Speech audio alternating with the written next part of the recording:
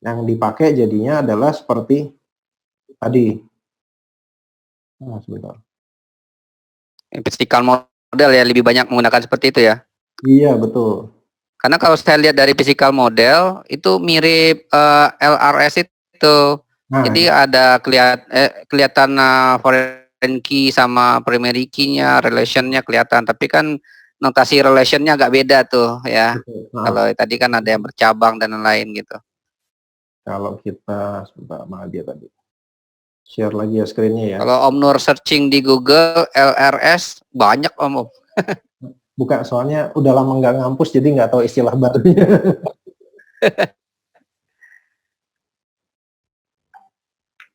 Oke, ini kita ambil datanya mana ya tadi?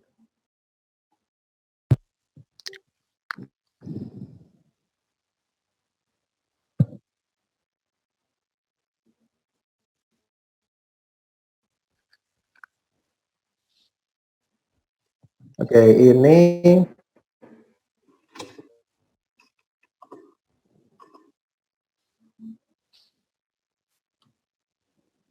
nah, ini kan konseptual model seperti ini.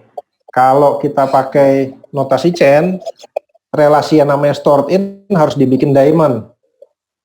Dan konten juga harus dibikin diamond. Kemudian ketika sampai sampai di sini biasanya kalau notasi chain sampai udah langsung di level ini nih, sudah harus ada atribut kuantitinya di relasinya kan.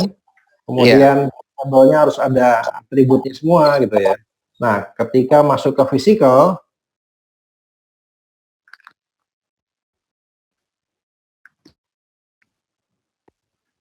tipe data yang dimasukkan semuanya. Mungkin sih sebenarnya sama Om, cuma ketika pengalaman Anda di dunia kerja adalah biasanya kita ketemu orang-orang yang beda. Ketika ketemu pimpinan perusahaan, nggak mungkin kita tunjukin physical model. Ya kan? Nah, yang perlu kita tunjukkan adalah konseptual modelnya aja. Mereka cukup tahu sampai situ dan sudah cukup senang sampai di situ. Tapi ketika ketemu middle management ya, katakanlah project manager, kemudian QA dan lain itu kita tunjukkan di logical model. Namun ketika kita ketemu dengan teman-teman satu tim atau dengan lead developer kita, yang kita bahas adalah physical model. Jadi memang level penggunaannya pun berbeda. Iya. Jadi pengalaman beberapa mahasiswa. Nggak kelihatan screen-nya. Nggak kelihatan. Halo. Oh, screen-nya. Oke, beberapa pengalaman Om Nur, mahasiswa magang ini kan ketika di dunia nyata magang, ketika dia memperkenalkan atau mendesain menggunakan LRS, IRD, ya semacam agak aneh bagi perusahaan yang tempat mereka magang gitu. Benar, betul. Karena memang kebanyakan menggunakan desain ini. Kalau kita lihat desain sini, ini namanya notasinya IDEF 1X. Apa? Notasi apa? Saya edit di ini ya. Saya edit di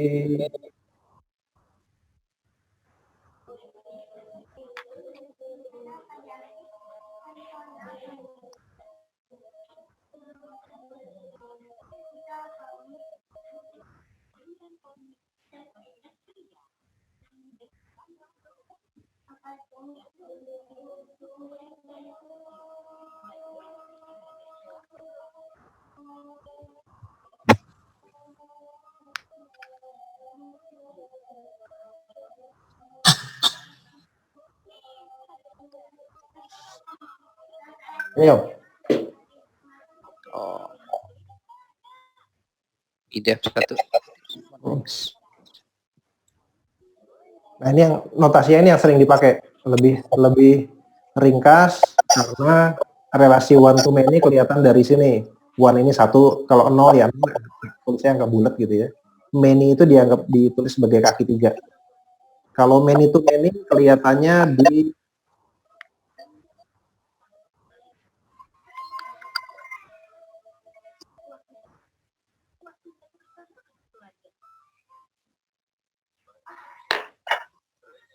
Lama.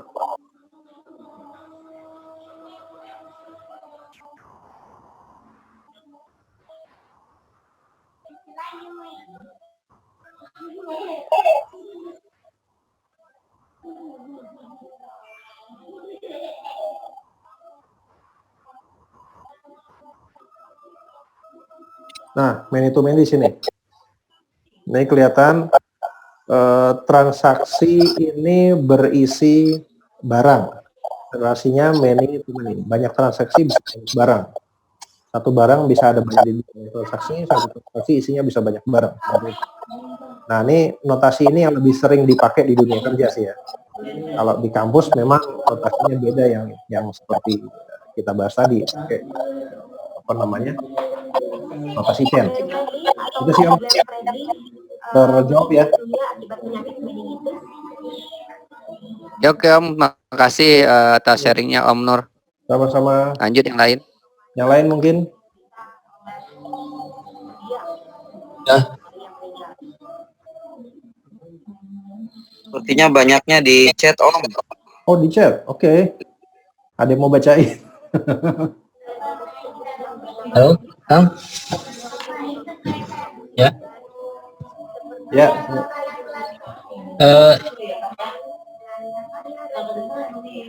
Yang mau saya tanyakan, Om Nur, itu kan ada tabel transaksi dengan transaction type, tipe transaksi. Ya. Tipe transaksi kan itu transaksi masuk keluar. Betul. Hanya ada satu feed. Kenapa feed masuk keluar itu tidak digabung saja ke tabel transaksi? Nanti tipe datanya bisa enum 01 atau integer 01. Ya. Kenapa mesti dipisah itu? Oke. Ya, Kang. Bagus juga, bisa juga sih begitu ya. Pertama adalah begini. Gimana kalau nanti suatu saat ada jenis transaksi tambahan?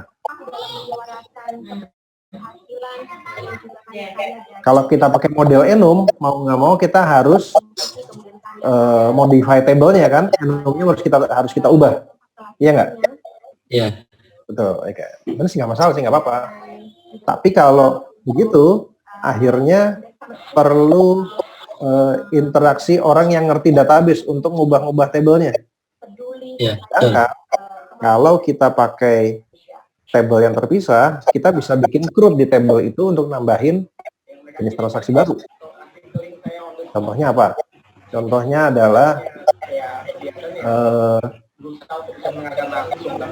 transaksi aplikasi accounting. Jenis transaksinya kan macam-macam. Ada transaksi invoicing, ada transaksi pengurangan inventory, penambahan inventory, dan lain-lain. Itu akan lebih enak kalau kita pakai tabel tersendiri. Gitu ya. Nggak ada masalah sih. Minum. Jadi tinggal pendekatan yang mana yang masing-masing enak aja. Gitu itu. Jawab ya. Ya. Makasih, Kang. Yuk lanjut. Ada yang mau nanya lagi mungkin? Halo. Halo. Ya, monggo. Wah, ini orang keren ini.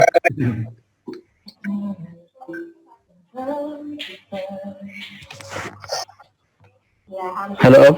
Ya, Dengar? Ya, kedengeran. Oke. Ini saya mau tanya.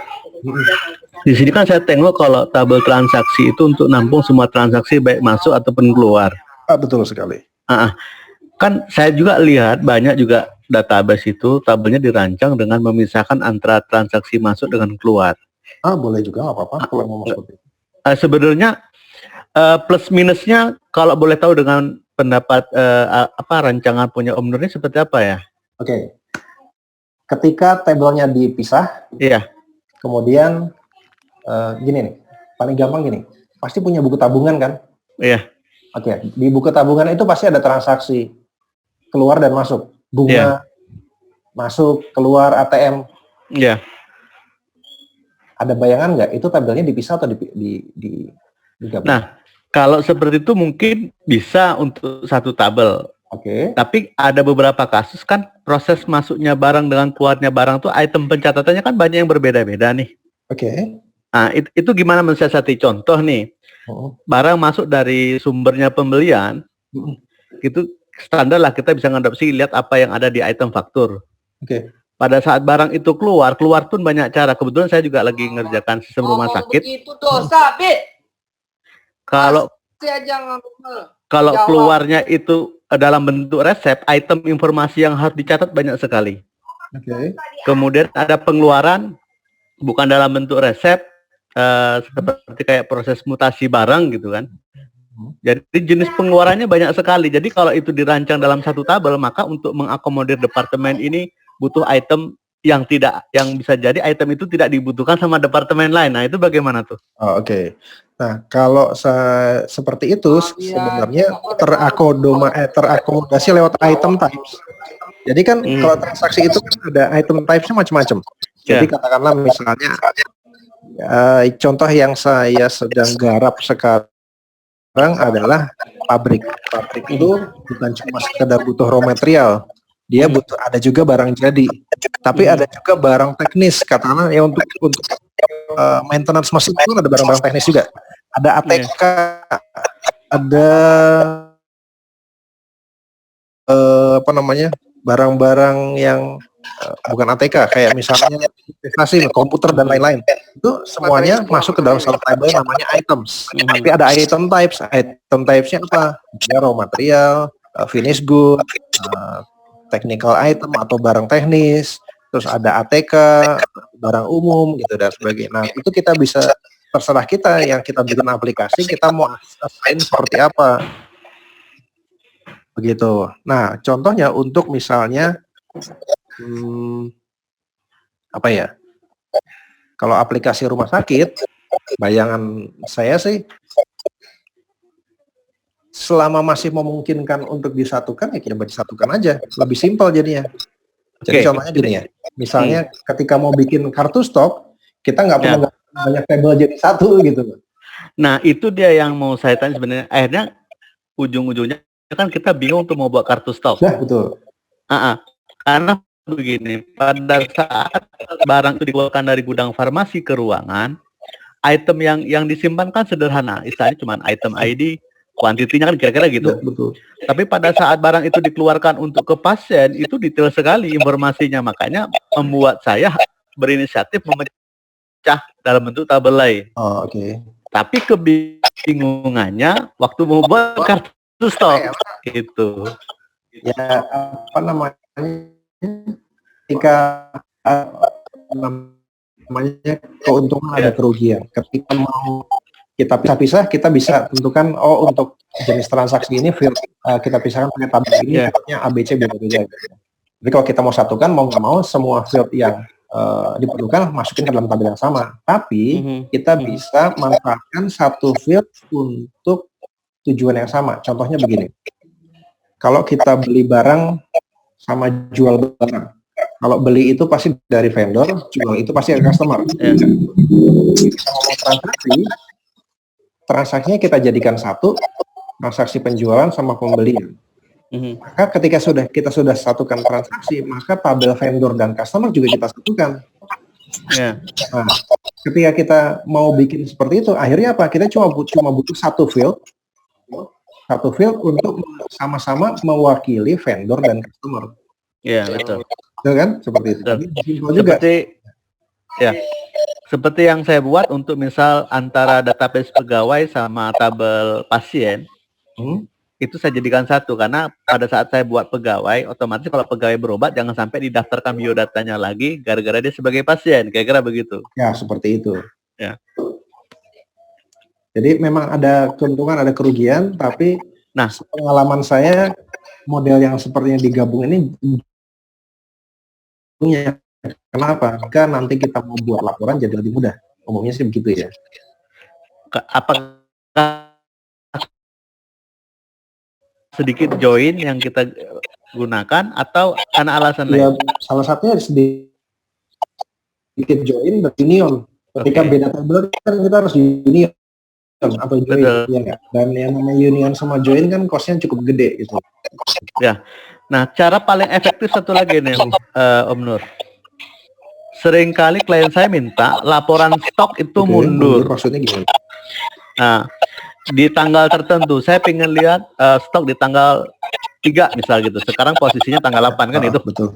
Nah, itu cara efektifnya seperti apa? Apakah saya harus menyimpan informasi stok setiap tanggalnya gitu kan? Oh, Nah, yang paling gampang adalah stok tiap awal bulan.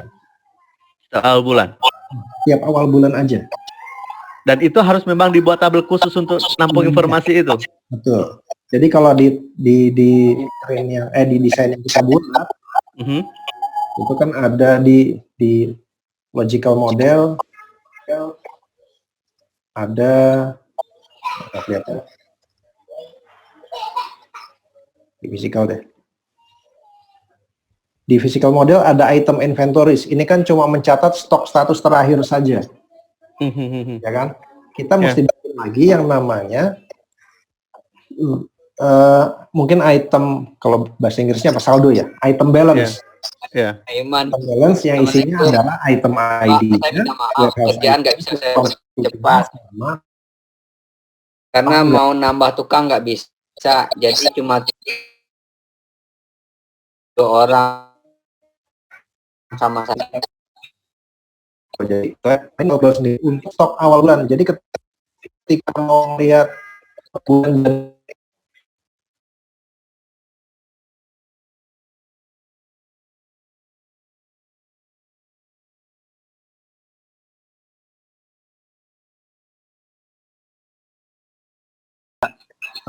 kalau misalnya seperti itu sebaiknya strukturnya jangan berubah. Nambah field nggak apa-apa, tapi ngapus field jangan. Nah itu masalahnya Om. Kalau begitu, kalau emang strukturnya sama sekali berubah, bikin 2 aplikasi aja, beda aplikasinya. Oh. Gitu. Jangan disamain. Kalau kita masih pakai model seperti itu, pakai database yang sama, untuk compatibility dengan sistem yang lama, nama table jangan pernah diubah, nama field jangan pernah diubah, jangan pernah dihapus juga, ditambahin nggak apa-apa. Oke, ya Om. Ya. Komputer gimana? Cukup? Udah setengah 9? Paling pengumuman terakhir, lusa nanti ada sesi lagi bagian kedua UX tentang topiknya tentang UX dari Om Prayudi Utomo.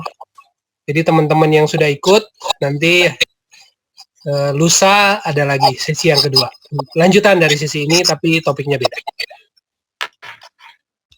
Oke, siap. Baik ya, semuanya. Sesi pertanyaan. Sudah, mau nanya lagi.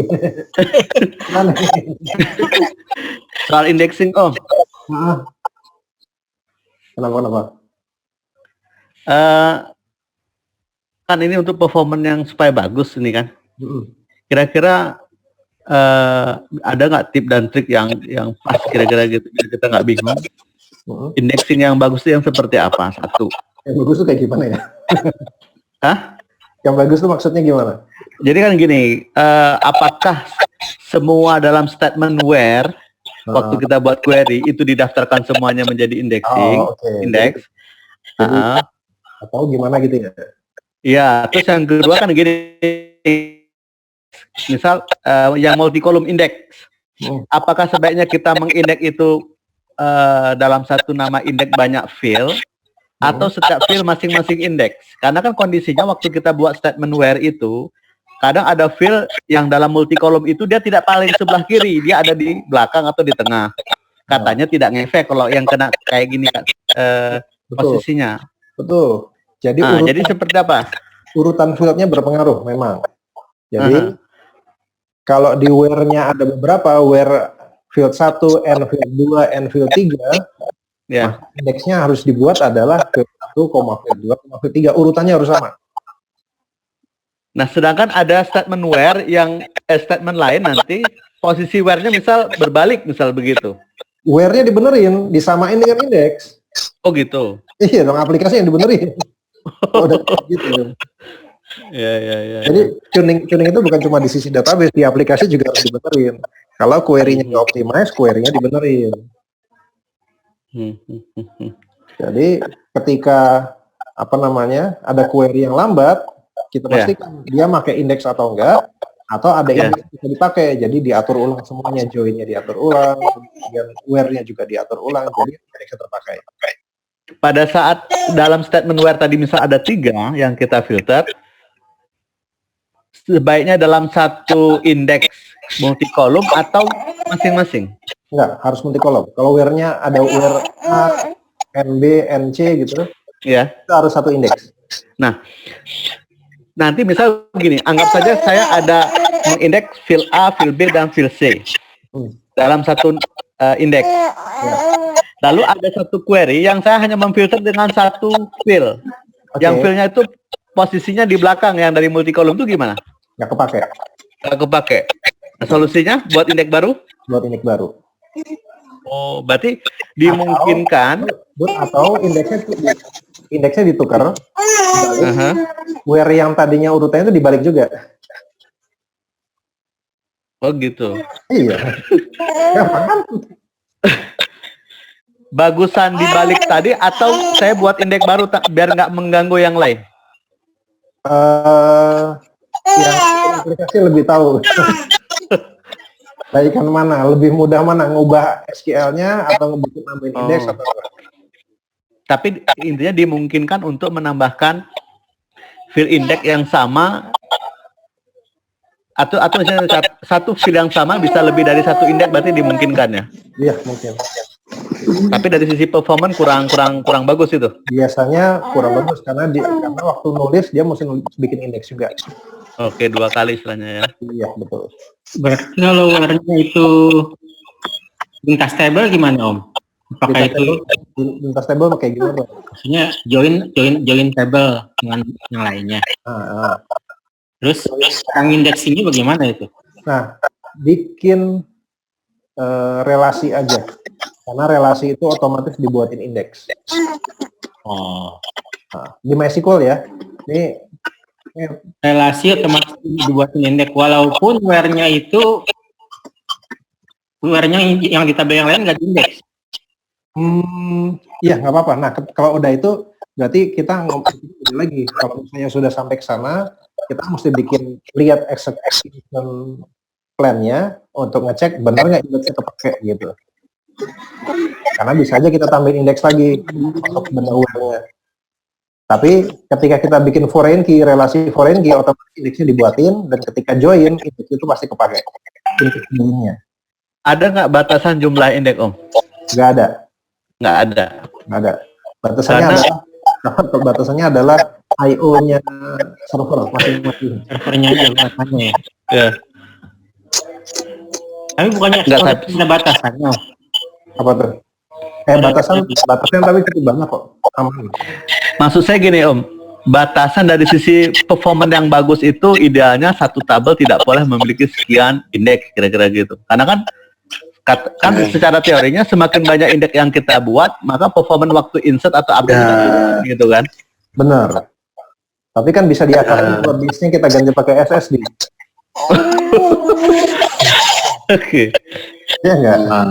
SSD pakai IOPS-nya 10K gitu misalnya. Buat di awal upload-nya dulu.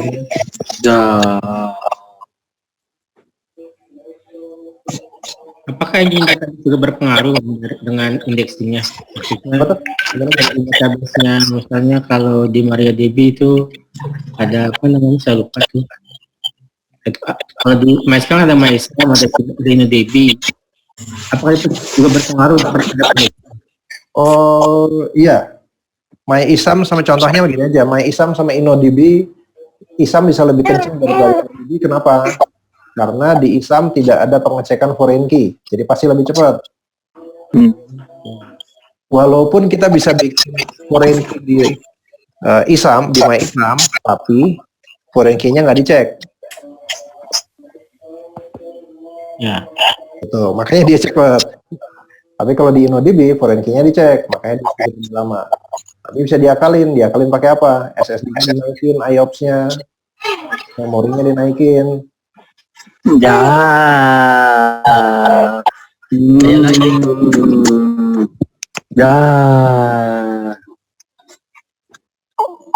Gimana Gimana? Ada lagi? Aman kok. Saya pernah handle database yang sampai 2 tera. MySQL-nya 2 tera. Tabelnya ada hampir 100. Satu tabel ada yang jumlah row-nya sampai 150 juta row. Kemudian kalau kami, Kencang-kencang aja query-nya. saya Nggak masalah. jumlah tabelnya hampir 200 tabel. Aduh. Senang banget itu.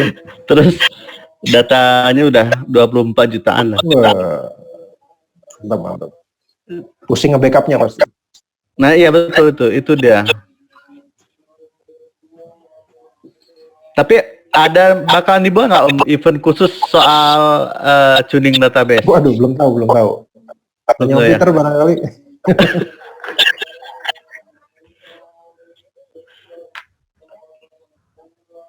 Oke, kalau gitu sudah cukup malam, kita stop dulu conference kita. Terima kasih teman-teman yang sudah ngisi feedback, yang sudah Terima kasih. terima kasih. Selamat malam. Selamat malam. Terima kasih banyak Om.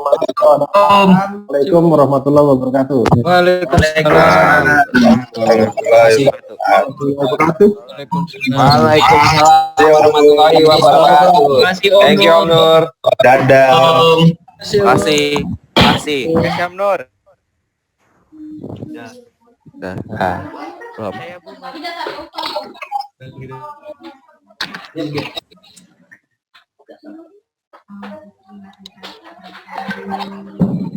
kasih.